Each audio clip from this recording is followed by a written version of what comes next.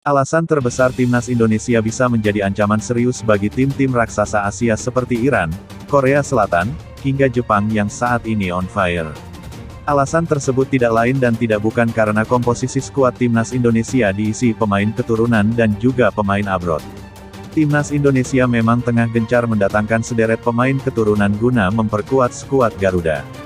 Hingga saat ini, timnas Indonesia telah memiliki sederet pemain naturalisasi.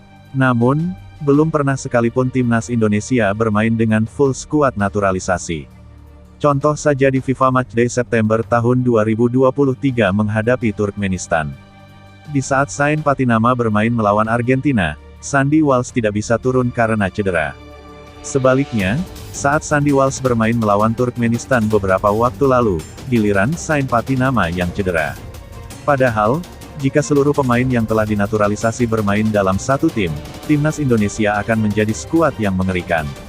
Apalagi, jika pemain-pemain keturunan yang dikabarkan jadi buruan PSSI segera dinaturalisasi, maka Indonesia siap menjadi ancaman untuk tim raksasa Asia.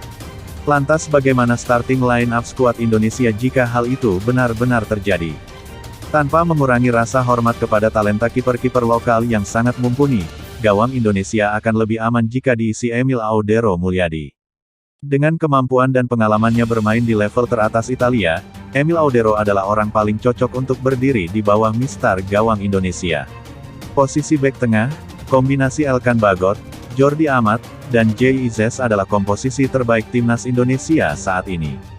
Seperti diketahui, Shin Tae-yong kerap menggunakan formasi 3 bek, dengan kombinasi 3 pemain ini, timnas Indonesia diprediksi mampu meredam setiap serangan dari tim-tim kuat termasuk Jepang dan Korea Selatan sekalipun.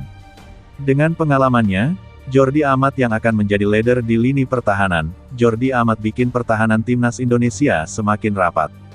Di posisi fullback, Indonesia memiliki Sandy Walsh di kanan dan Sain Patinama di kiri. Keduanya adalah pemain yang memiliki atribut lengkap sebagai seorang fullback modern. Kemampuan bertahan yang baik serta bisa juga membantu penyerangan. Kemudian di lini tengah, trio Mark Klok, Ivar Jenner, dan Marcelino Ferdinand adalah opsi terbaik. Ketiganya memiliki gaya bermain berbeda yang saling melengkapi.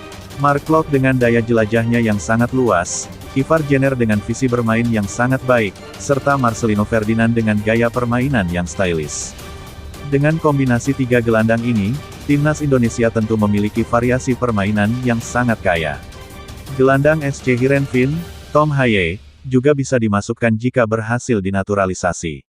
Terakhir di posisi penyerang ada nama Rafael Struijk dan Ragnar Oratmangun.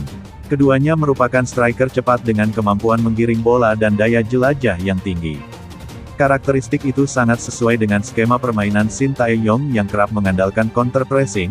Dengan komposisi tersebut, timnas Indonesia memiliki kekuatan yang sangat merata mulai dari sektor penjaga gawang, lini pertahanan, lini tengah, dan juga lini serang. Nantinya, timnas Indonesia siap bersaing dengan tim-tim papan atas Asia atau mungkin dunia.